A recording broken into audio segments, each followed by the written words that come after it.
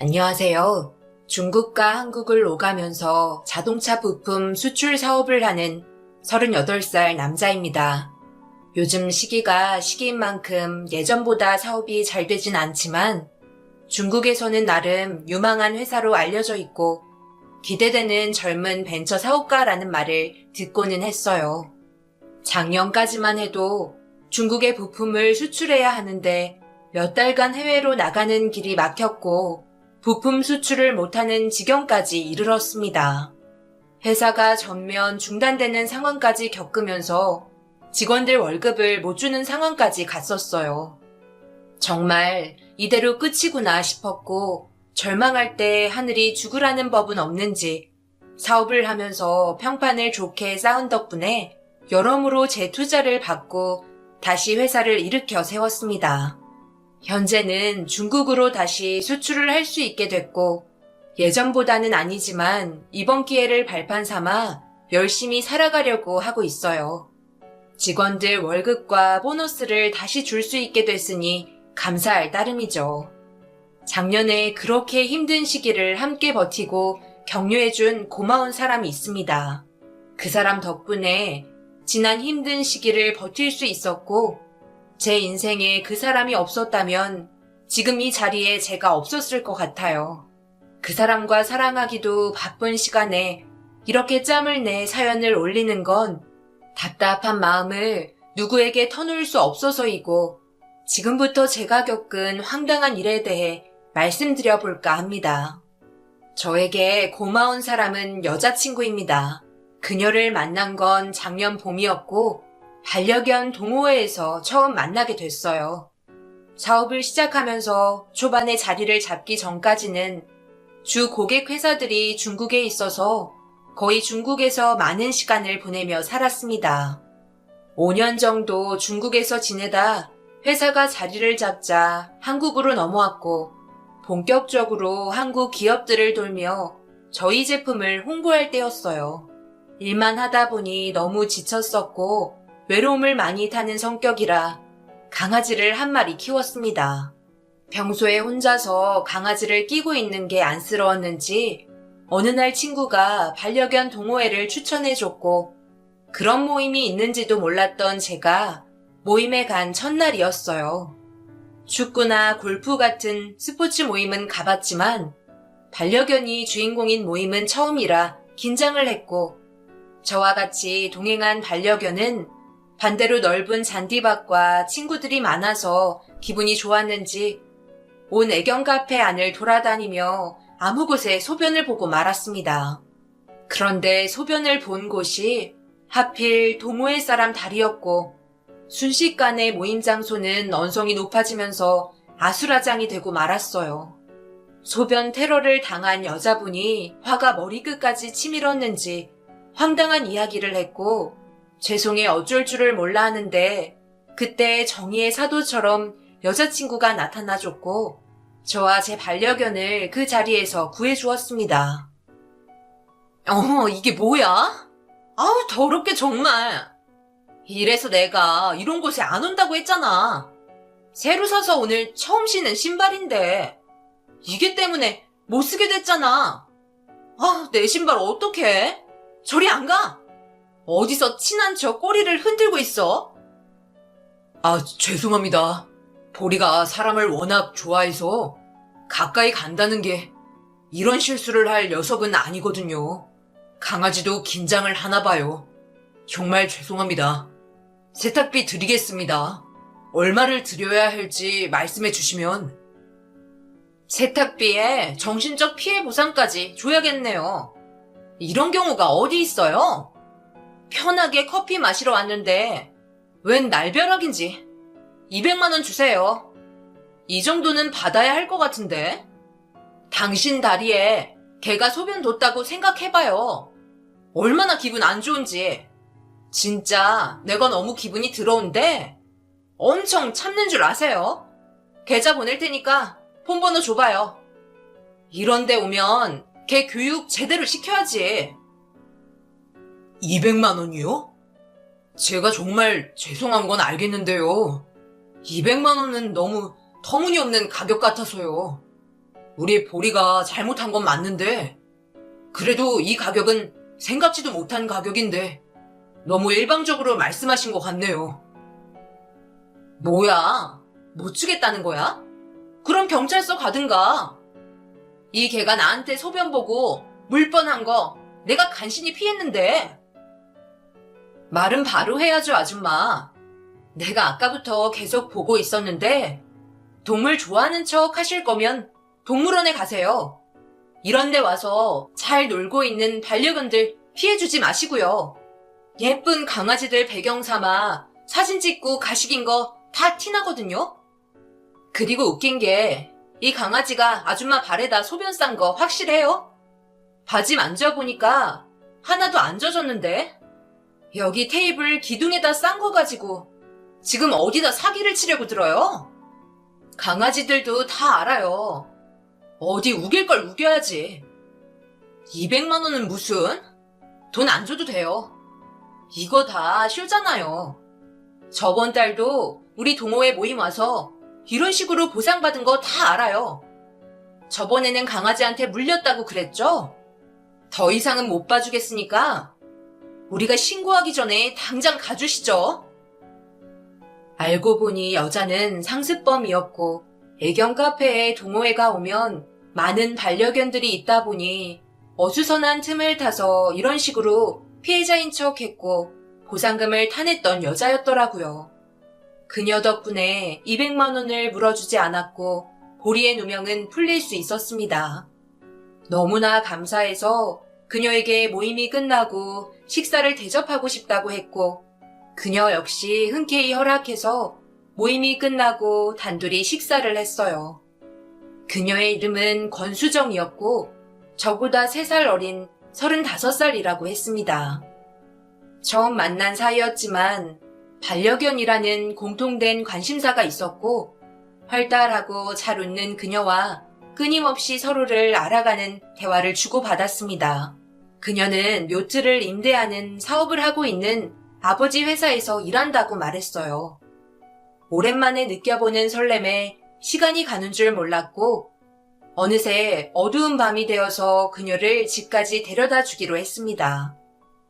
이렇게 인연이 끝날까봐 두려웠고 용기를 내서 그녀에게 다음에 또 만나고 싶다고 전했고 그녀 역시 다음에 보자는 말을 하고 헤어졌습니다. 그렇게 저희는 2번 정도 만남을 더 하면서 연인으로 발전했어요. 수정이는 결혼까지 생각할 정도로 진지하게 만남을 했고 서로 만난 지 얼마 되지 않았는데 결혼 이야기를 자주 꺼냈습니다. 하지만 수정이의 적극적인 행동에 매번 당황할 때가 많았던 저 역시 나이가 적은 편이 아니었기 때문에 결혼을 안 하겠다는 건 아니었지만 아직 만난 지 2달 정도밖에 되지 않았는데 저와의 결혼을 진지하게 생각하고 있다는 수정이의 말이 부담으로 다가왔던 건 사실이었어요. 그렇지만 수정이가 기분이 상할까봐 말을 꺼내기 조심스러웠고 결혼에 대해서 이야기를 할 때마다 제가 피하는 걸 눈치챈 수정이가 하루는 단도직입적으로 물어봤었습니다. 오빠는 나랑 결혼하기 싫은 거야? 왜 결혼하자는 말만 나오면 자꾸 피하고 말을 돌리는지 이해를 못하겠어. 네가 싫은 게 아니고 아직 우리가 서로 알아가는 단계이고 3달도 안 만났는데 결혼을 말하는 게 너무 성급한 것 같아서 난 조심히 하고 싶은 것뿐이야. 요즘은 사업도 어렵고 당장 결혼을 하고 싶은 생각이 없어. 하게 되더라도 이 어려운 시기를 이겨내고 조금 잠잠해지면 그때 생각해도 되고. 우리 서로 사랑하는데 뭐가 문제야? 아직 시간은 많잖아. 시간이 많긴 뭐가 많아. 난 시간 없어. 오빠도 내가 좋고 나도 오빠가 좋으면 된 거 아니야? 서로 문제될 거 없는 거 다 확인했잖아. 아직 나한테 뭐 숨기는 거 있어? 난 뭐 매번 결혼 이야기가 좋은 줄만 알아? 아무 반응 없는 오빠한테 적극적으로 결혼 이야기 하는 게 얼마나 자존심이 상하는지 아냐고. 혹시 결혼 못할 이유라도 있는 거 아니야? 전혀 없어. 건강검진 한 것도 봤잖아. 그리고 과거도 깨끗한 거 친구들 통해서 확인했고 전혀 그런 거 없어. 단지 요즘 회사가 어려워서 내가 마음이 싱숭생숭해서 그래. 수출길도 막혔고 이러다 정말 생산 작업은 멈춰야 할지도 모르는 상황이야. 이럴 줄 알았으면 한국 쪽에도 거래를 텄어야 했는데 갑자기 이렇게 될 줄 꿈에도 몰랐어. 중국 쪽에는 우리 제품이 못 들어오니까 거래를 끊고 다른 곳을 알아본다고 하고 요즘은 진짜 결혼 생각할 틈이 없어. 회사 일만 해도 벅차다고. 수정이 네가 조금만 이해해주면 안 될까? 너도 아버지가 사업하시니까 잘 알 거 아냐. 오빠 말이 무슨 뜻인지 알겠는데 나 결혼 빨리 하고 싶단 말이야. 하루빨리 안정적인 결혼 생활 하면서 지내고 싶어서 그래. 회사가 그렇게 어려우면 우리 아빠한테 말해볼게. 너무 회사 일로 스트레스 받지 마. 잘 될 거야. 내가 너무 오빠한테 결혼을 밀어붙인 것 같아서 미안해. 나도 여기저기 알아볼 테니까 우리 힘내자.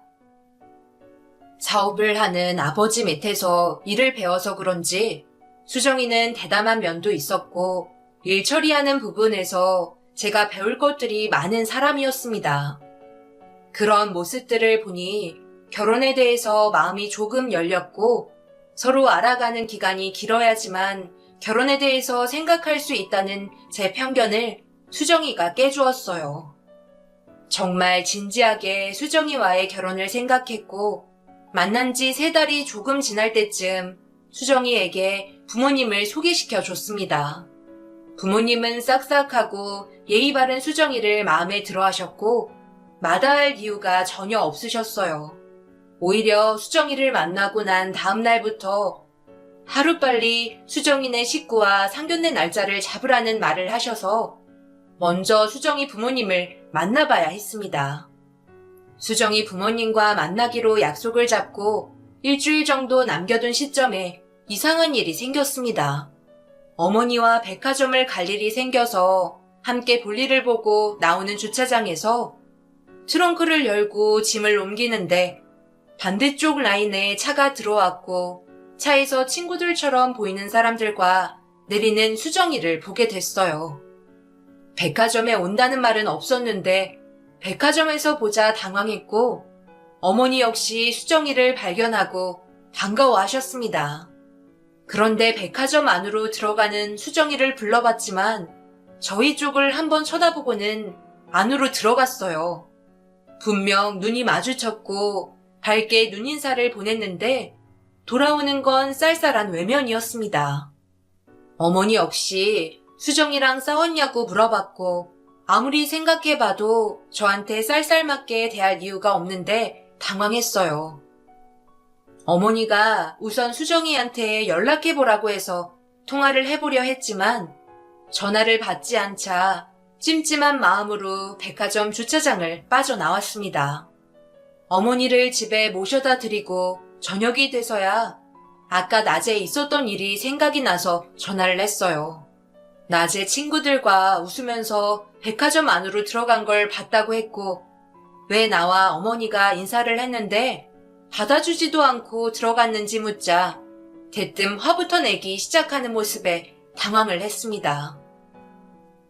아까 당신 백화점 왔었어? 친구들하고 웃으면서 이야기하고 안으로 들어가는 거 봤는데 내가 엄청 큰 소리로 자기 이름 부르면서 아는 척 했는데 자기는 나랑 눈도 마주쳐 놓고 쌩하고 그냥 들어가더라. 내가 아까 얼마나 당황했는데 엄마도 당신 보고는 우리가 싸웠냐고 묻길래 절대 아니라고 했지. 혹시 당신 나한테 서운한 거 있었어?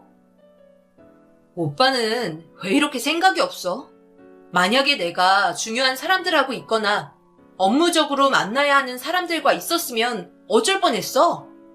그때도 나 만나면 큰 소리로 내 이름 부르면서 아는 척 하려고? 나 일할 때는 연락 잘 안 하잖아. 아까 내 이름이 어렴풋이 들리긴 한 것 같았어. 근데 중요한 사람들하고 이야기 나눠야 할 게 있어서 그냥 뒤돌아보고 들어왔어. 오빠랑 눈 마주친 건 오빠가 착각한 거겠지. 난 오빠가 거기에 있는지도 몰랐어. 설령 오빠가 봤다 해도 그 순간에는 오빠를 아는 척 못했을 거야. 수정이는 분명 저와 눈이 마주쳤는데 뭔가 거짓말을 하는 것 같았습니다. 하지만 더 이상 아니라는데 제가 끝까지 물고 늘어질 이유가 없어서 수정이 말이 맞겠거니 했고, 저 몰래 다른 남자를 만난 것도 아니었기 때문에 쉽게 잊을 수 있었어요. 드디어 수정이 부모님을 만나는 날이 다가왔고 긴장이 되긴 하더군요. 사업이 잘 되고 있다면 자신감이 좀 더 붙었겠지만 어려울 때 이런 자리를 가지려니 괜히 주눅이 들었습니다. 수정이 말로는 아버님은 잘 다니시던 공장의 공장장 자리를 그만두시고 퇴직금과 자금을 모아 요트를 구입해서 임대업을 시작하셨다고 해요. 아버님이 사업을 시작할 때만 해도 한국은 요트 사업이 많은 대중화가 되지 못해서 처음에 자리 잡기가 무척 힘들었다고 했고, 어머니와 그 일로 많이 다투기도 하며 지냈다고 했습니다. 기본 억대가 넘는 요트를 한 대도 아니고 2대, 3대 자꾸 늘려가는 아버님을 이해하실 수 없었고, 매달 월급을 받아와 생활했던 터라 요트 사업을 한 후로는 한 달이고 2달이고 집에 돈을 가져오지 않아서 어머니가 생계를 꾸려 나가시기도 했다고 해요. 또 여러 번 이사도 옮기며 힘들게 가족이 살았던 때를 말해주면서 그래도 포기하지 않고 뚝심 있게 자신의 길을 밀고 나간 아버지 때문에 지금의 자리까지 올 수 있었다고 합니다. 아버님이 정말 대단해 보이셨고 존경스러웠어요.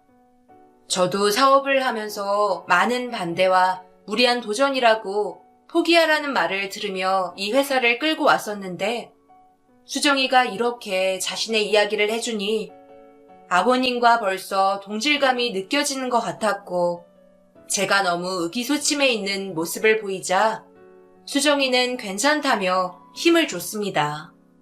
오히려 아버님보다 제가 더 이른 나이에 사업을 키운 건 대단하다고 절 치켜 세워줬어요.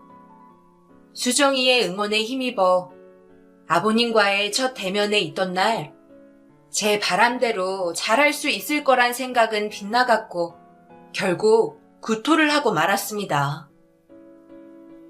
안녕하세요. 박주원입니다. 아버님, 어머님, 너무 뵙고 싶었어요. 수정이가 아버님 이야기를 많이 해줬습니다. 같은 남자이고 사업을 하는 사람으로 봤을 때 정말 존경스럽기까지 하던걸요.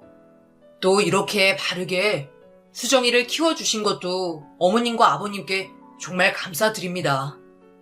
수정이와 만난 지는 오래되지 않았지만 정말 많이 사랑하고 있어요.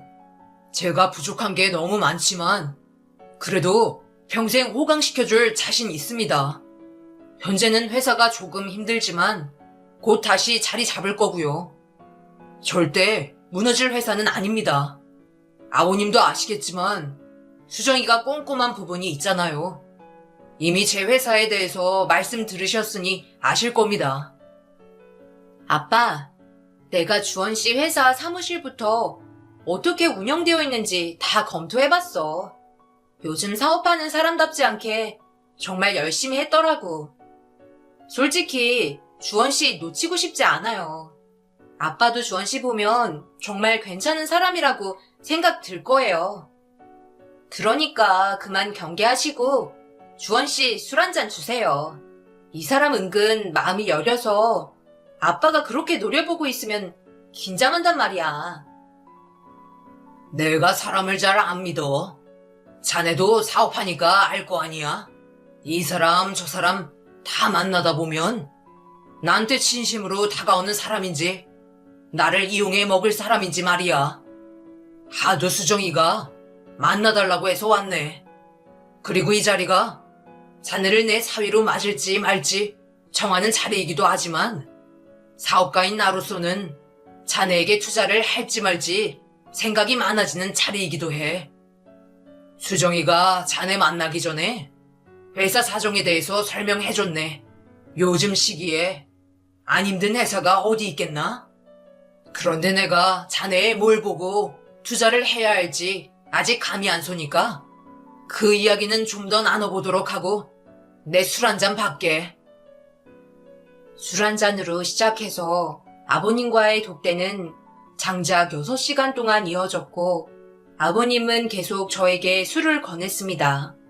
딸 가진 아버님들은 사위를 볼 때 술을 마셔본다는 말을 드라마에서 본 적이 있었는데 그 꼴이 딱 저였어요. 숨 쉴 틈도 말할 틈도 주시지 않고 계속 술을 권하시는 아버님에게 저도 오기가 생겨 거절하지 않고 술을 받아 먹었습니다. 솔직히 사업을 하는 사람이라 실속을 안 볼 수는 없더군요. 이왕 결혼하기로 한 거 결혼도 하고 잘 사는 처가댁 도움을 받으면 그야말로 금상첨화가 아닌가 싶은 생각이 들었어요. 예전에 수정이가 아버지에게 투자금을 받아보면 어떨까라는 이야기를 얼핏 했었지만 실제로 이런 일이 이어질지 생각도 못했고 내심 기대는 하고 있었지만 내색은 하지 않았어요. 투자를 못 받는다 해도 당장 회사가 크게 어려워지지는 않을 것 같았고 도움 없이 일어설 수 있을 거라고 자만했었습니다. 하지만 수출을 못하니 생산을 해도 의미가 없었고 직원들의 월급이 밀린 상태까지 오자 발등에 불이 떨어진 것 마냥 상황이 급하긴 했었어요. 이런 저를 말없이 뒤에서 지켜보던 수정이는 아버님을 소개해주면서 투자를 받을 수 있게 자리를 만들어 놨었던 겁니다. 이 자리가 얼마나 중요한 자리인 줄 알았기 때문에 긴장을 그렇게 할 수밖에 없었고 수정이의 장인 앞에 선 것보다는 투자자에게 잘 보이려고 더 기를 쓰고 술을 받아먹은 것 같아요. 그러게, 왜 이렇게 술을 많이 먹었어? 속 다 버리게. 아빠도 정말 너무하시지. 옆에서 그만 좀 먹이라니까 결국 이렇게 다 쏟아내게 만든다니까. 그래도 자기가 아빠비 잘 맞춰준 덕분에 아빠 기분 좋게 들어가시더라. 내일 투자금 이야기는 회사에 와서 다시 해보자고 했어. 뭔가 잘 될 것 같지? 투자를 위해 이런 상황들을 충분히 견딜 수 있었는데 뭔가 결혼과 연결되어 있는 투자라서 그런지 앞으로 처가의 도움을 자주 받게 되면 대릴 사위로 들어가는 게 아닌지 불안이 엄습하기도 했습니다. 그래도 회사만 성장할 수 있다면 기꺼이 사랑하는 수정이와 살면서 대릴 사위를 해도 문제 없을 거라고 생각했어요. 사랑도 없는 결혼으로 사업을 꾸려나가면서 처가 도움을 많이 받는 주변 친구들을 봤기 때문에 솔직히 저 같은 경우는 웬 횡재나 했습니다. 서로의 부모님을 만나고 상견례가 진행됐고 처가댁에서 결혼 날짜를 받아왔습니다. 그런데 당장 한 달 뒤에 결혼 날짜를 받아와서 너무 놀랐고 아무리 결혼을 가정하고 상견례를 했다지만 이렇게 빠른 날짜에 저희 부모님도 당황했습니다.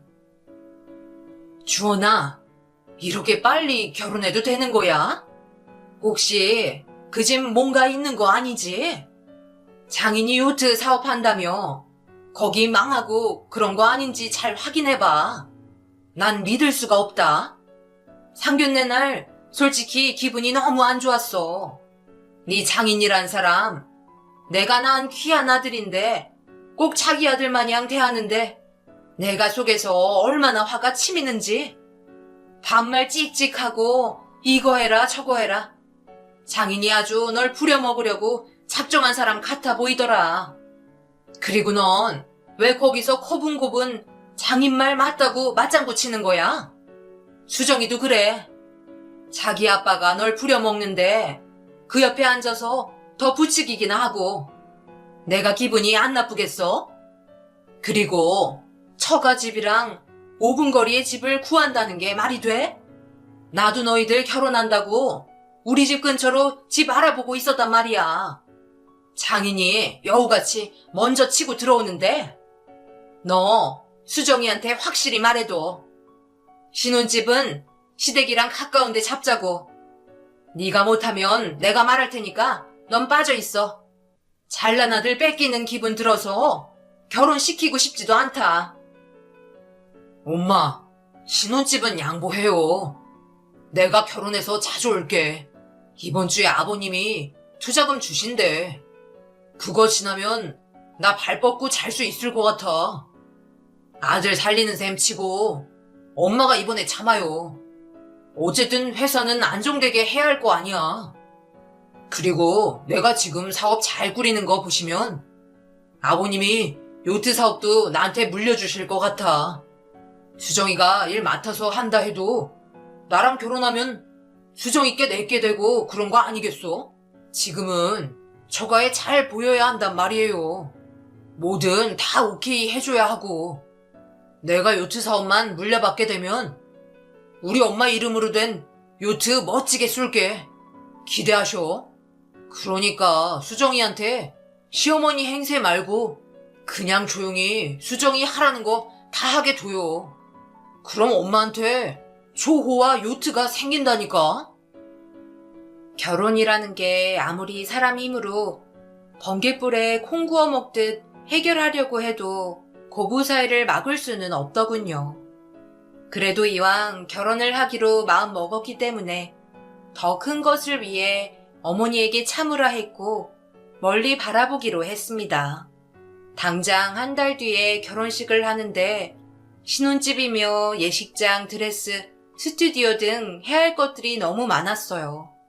어머니와 수정이가 요구하는 것들은 많고 너무 달라서 그것들을 해결하느라 진이 빠졌고 이미 아버님의 투자금을 받은 상태라 어머니의 요구보다 수정이에게 더 치우치는 건 사실이었습니다.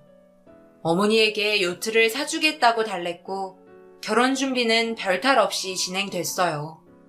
하루는 예식장을 알아봐야 하는데 수정이가 아버님의 요트에서 선상 결혼식을 원한다고 하길래 뜻대로 선상 결혼식을 하기로 했습니다. 속으로 예식장 비용은 덜었다고 생각했죠. 그런데 문제가 생겼고 처음으로 심하게 다투게 되었어요. 가족들만 결혼식을 참여해야 한다는 게 말이 돼? 그러면 예식장을 잡자. 결혼식을 축하받기 위해서 하는 건데 가족들만 하게 되면 약혼식이지 무슨 결혼식이야. 아무리 지금 결혼식에 하객들이 많이 오지 못한다지만 이건 아닌 것 같아. 우리 선상 결혼식은 포기하고 야외 결혼식장 알아보자. 난 이미 친구들이고 가족들이고 다 이야기해뒀는데 오지 말라는 말 못해. 다들 얼마나 기대하고 있는데 난 많은 사람들한테 축하받고 싶어. 못 오게 한다는 건 말도 안 돼. 이 결혼 내 뜻대로 해주기로 했잖아. 가족들만 조촐하게 하고 싶어. 사람 많은 거 싫단 말이야. 결혼하고 친구들이나 친지분들께는 따로 식사 초대하거나 각자 예의 차리면 되잖아.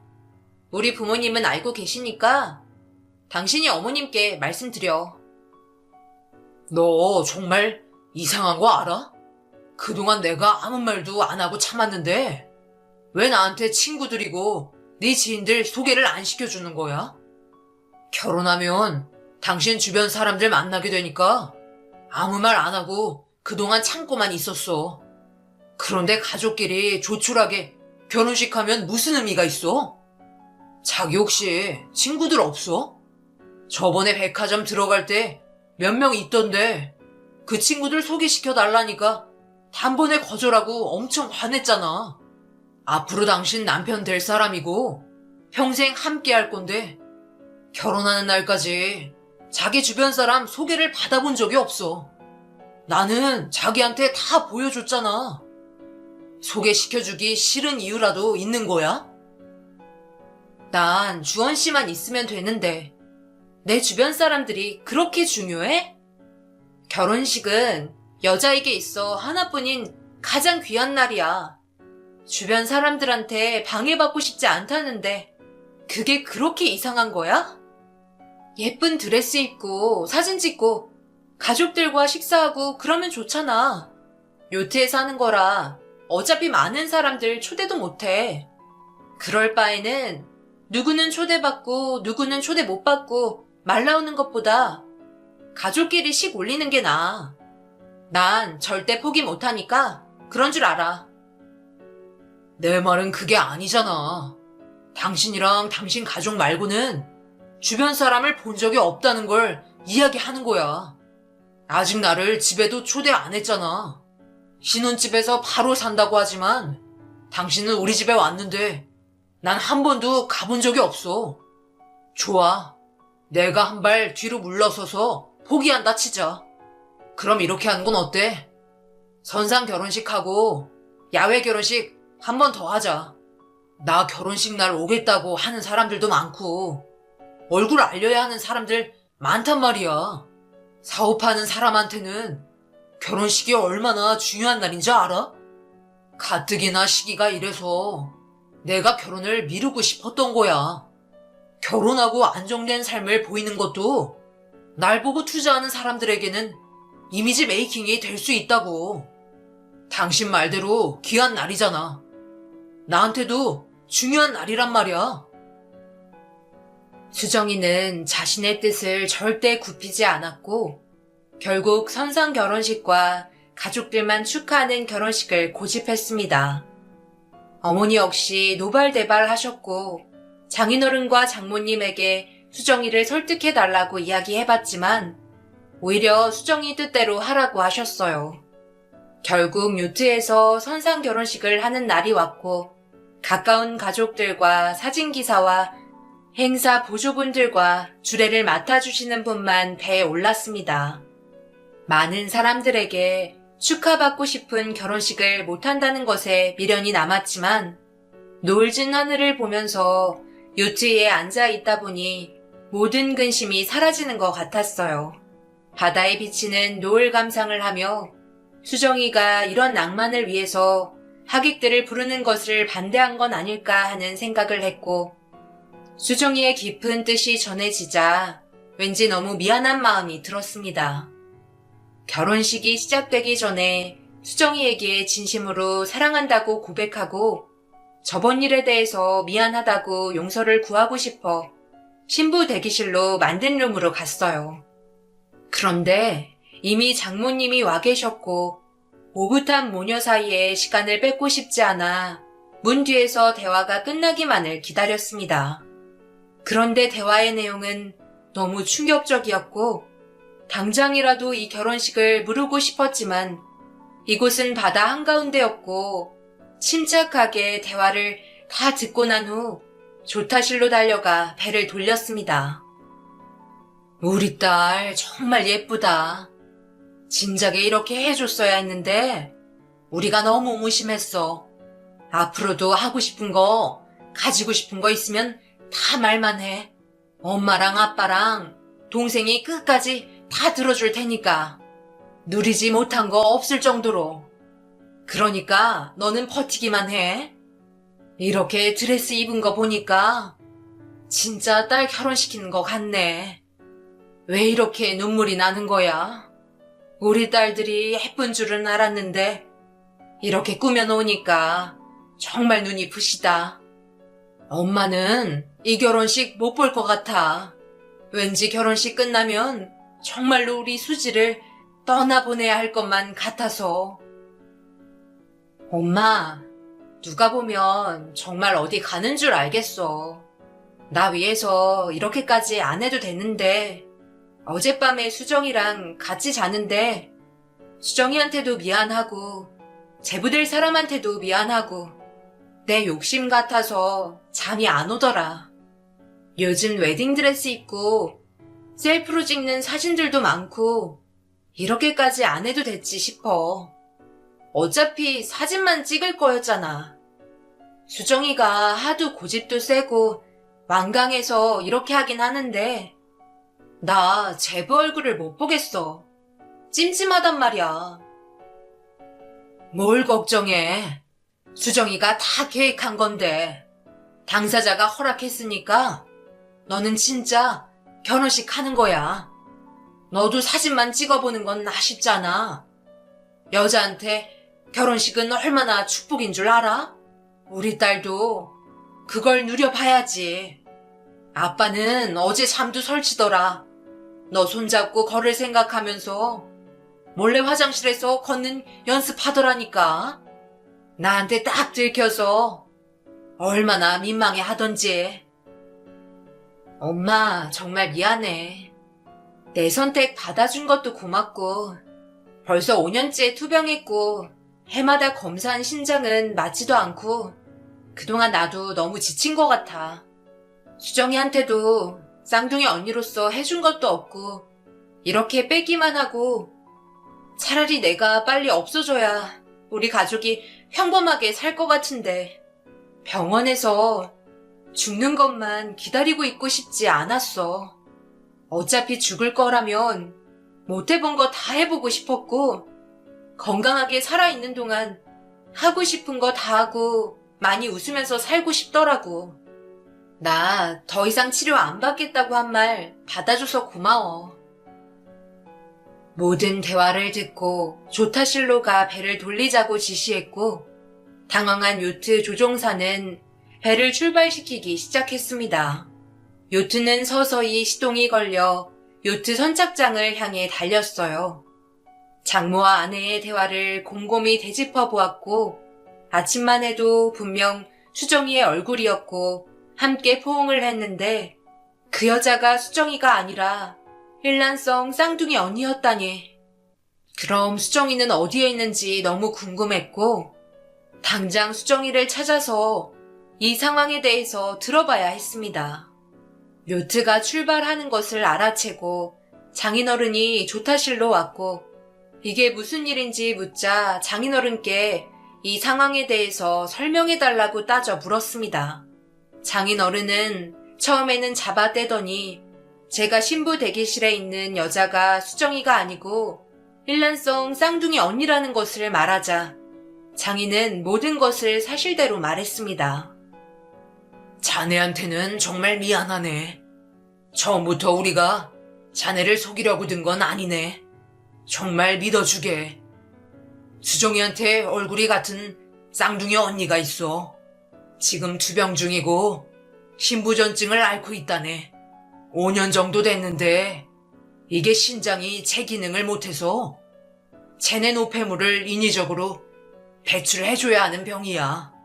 수지가 처음 몇 년은 잘 버텨주더니 작년부터 더 이상 치료를 받지 않겠다는 말을 해왔고, 우리 가족은 수지의 뜻을 받아주기로 했어.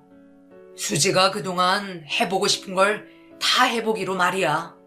그중에 결혼이 있었는데 남들처럼 드레스 빌려서 가족 사진 찍고 끝내도 되는 거였는데 내가 욕심이 나더군. 우리 수지 손잡고 식장에 오르고 싶었어.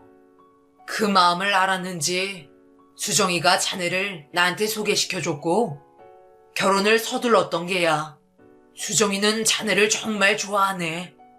단지 이 아빠 욕심을 들어주려고 이렇게 상황을 만든 거니 날 미워하고 우리 수정이는 한 번만 봐주게. 다 내 잘못일세. 장인어른의 황당한 말에 더 이상 말을 할 수 없었고 모든 사실을 알고 선착장에서 기다리고 있는 수정이를 봤습니다. 수정이는 저에게 미안한지 아무 말도 안 했고 파혼을 요구했어요.